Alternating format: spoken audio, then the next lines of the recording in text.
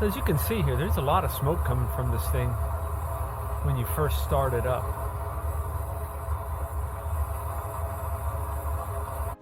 Here in the kitchen, we have 4 220-gram dough balls rising.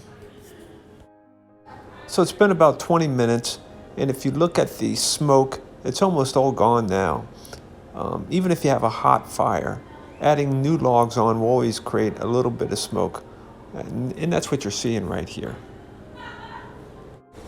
Now I'm going to get the fire ready to really start cooking pizza. So I'm moving the coals all over to the left-hand side, and that'll give me a clear path in the middle. Just a matter of moving things. And then we'll throw another log on here and make sure we got a nice little fire going. As you see, we're just using the pizza turner to kind of manipulate the fire. Now, what's going to go on is that there's a lot of ash on the floor of the oven, and that's where I'm going to be cooking the pizza.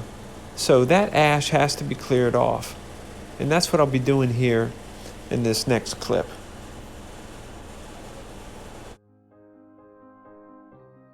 I have the coals all moved over to the left-hand side, and there's a nice, a little bit of a fire going.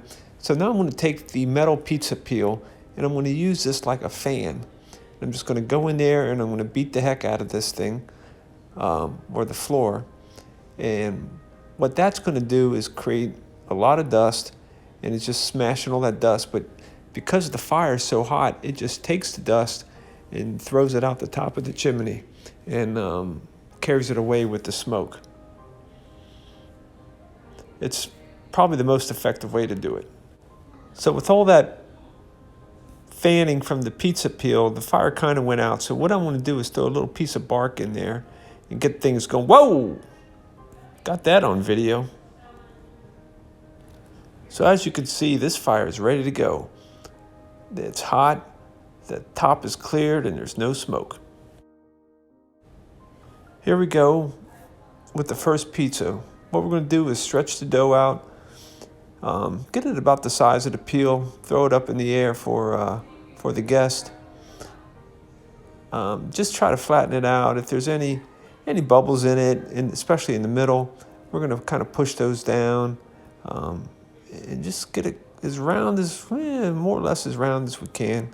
And a round pizza is only for aesthetic. Obviously, it doesn't make it taste any better. Next, I'm going to throw a little bit of extra virgin olive oil on there, and I got a little silicone brush. I'm going to brush this around, try to even it up a little bit. There we go. That's looking good. Next, I'm going to throw some Parmesan cheese on here. I typically like to use Parmigiano Reggiano, but this is just regular Trader Joe's Parmigiano America, or whatever it is. It's milder, but I tell you, it'll taste good on this pizza. So here I'm going to distribute it evenly on the crust. Yeah, that's looking good. Next, we're throwing on these mushrooms. These are seafood mushrooms that I buy from the 99-cent store. And I did pre-cook them a little bit ahead with extra virgin olive oil, a little bit of green onion, and I throw a little bit of steak seasoning on them, and also just a hair of white vinegar. And I think that kind of gives them a really good taste.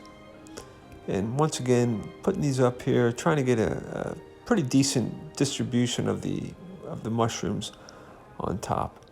And wow, this is looking good.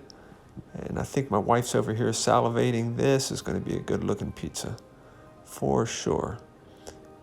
Okay, yeah, got that finished up. That is, look at that. Ooh, this is going to be good. So here it goes in the oven. This is all uncut, right? I'm going to show you from start to finish of how long this exactly takes. And it doesn't take long at all.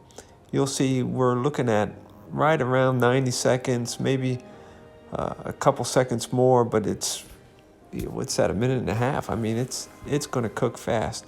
So we test to make sure that it slips on the peel. Nothing worse than making a nice pizza than having it get stuck on the peel, then it flops over in the oven and it kind of gets ruined. So you can see here, boom, it's nice and clean.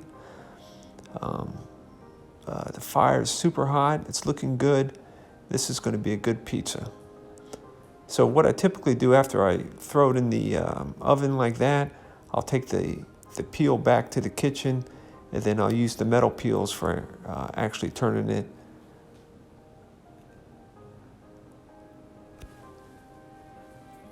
So here we go. I'm back, and yep, going to take the peel here, and we're going to turn it a little bit. And I usually do about quarter turns, as you can see right there. And I'm checking underneath to make sure the balance of the oven is good. Sometimes the floor will get a little hotter than the dome. Sometimes the dome hotter than the floor. Obviously, you want the top and the bottom to cook at the same time. And it looks like what I'm having here is probably a little bit faster on the bottom, which is okay. And if that happens, you'll see I just leave the pizza turner in there and kind of make a little bit of buffer so it's not getting too hot on the floor. And just like the top, where you want a little bit of char, you want a little bit of char on the bottom as well. So, and notice I didn't say burnt, I said a little bit of char. And here we go, we're done. There you go, ladies and gentlemen, that's about 1.5 minutes. Look at that thing steaming. Once again, this is going to be a good tasting pizza. Throw that on the cutting board. Call the girls to supper, and it is time to get it on.